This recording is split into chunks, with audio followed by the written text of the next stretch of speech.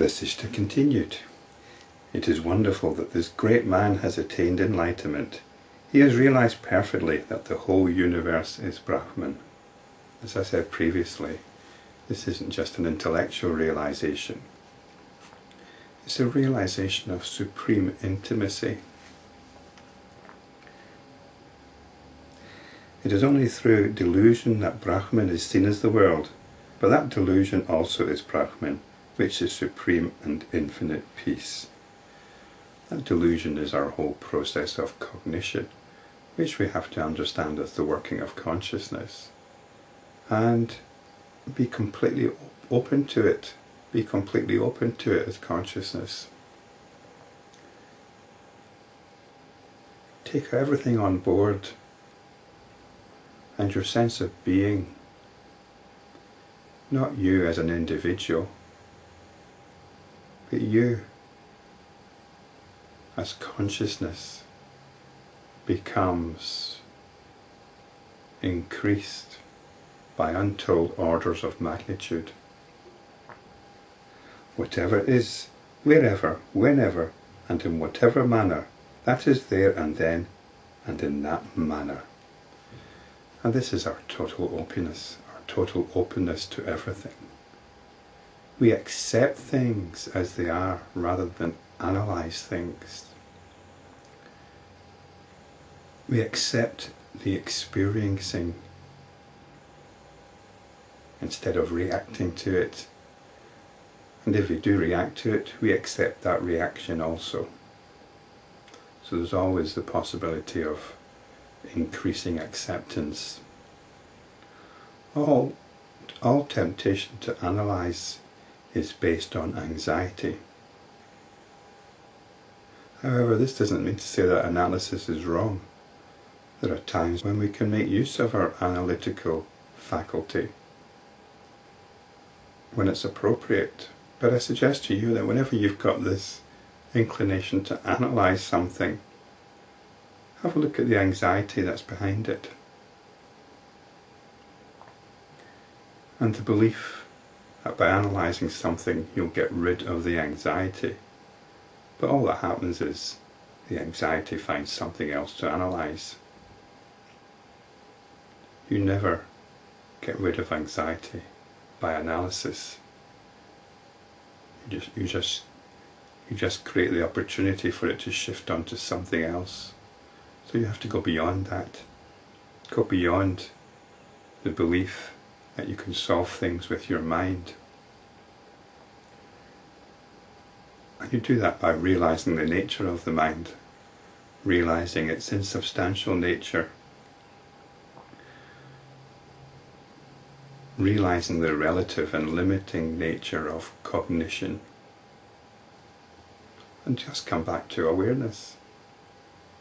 Awareness is what cognition is based on. Cognition could not happen without awareness.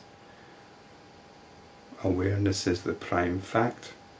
So just come back to it.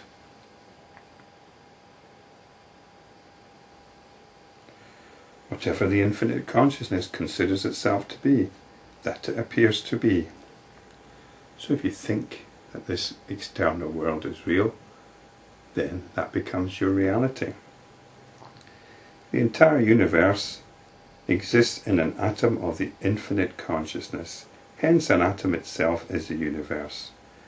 And here, the entire universe, the word given is Brahmanda, which is the egg of Brahma, the creator. So it's a seed which is sprouting, or apparently sprouting, in all directions. But there's only the seed, there's only this awareness, and it's one thing. It's one thing and it's fundamental, so it's described as atomic, which doesn't mean to say that it's very small. Although it is very small, it takes up no space whatsoever, but it also encompasses everything. The infinite consciousness is indivisible. When this is realized, there is cessation of the bondage of birth, etc., and that is liberation. Be as you are, free from distress, free from anxiety, You are the object of perception. You are the seer. We tend to think, I'm the one that's seeing something and there's something out there to be seen, the object of experiencing. It doesn't have to be sight, it can be hearing as well, or any of the senses. The object of perception is a notion, it's an idea that we have about something. And therefore, it's consciousness. And consciousness is not something that can be split up. So there's no difference, this way of talking that there's an experience and somebody that experiences it. It's just a way of talking. When you realize the nature of your essential being, the bigness of your sense of being, you can take all this on board. Your consciousness and your inertia. Consciousness gives rise to notions of inertia, of solid, material, external things. You are something and you are nothing. There's only one something and infinite nothings. These infinite nothings are our notions. Because Brahman rests in itself, there are no two things known as Brahman and the objective universe. They are one like space and void. So space is one thing and voidness is the characteristic of space. It's like the jewel and its radiance. We talk of two things, but they're essentially one thing.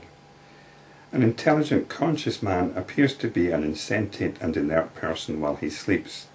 Even so does the infinite consciousness appear to be the insentient objects in this creation. The infinite consciousness later becomes the sentient objects, just as the sleeping man begins to dream.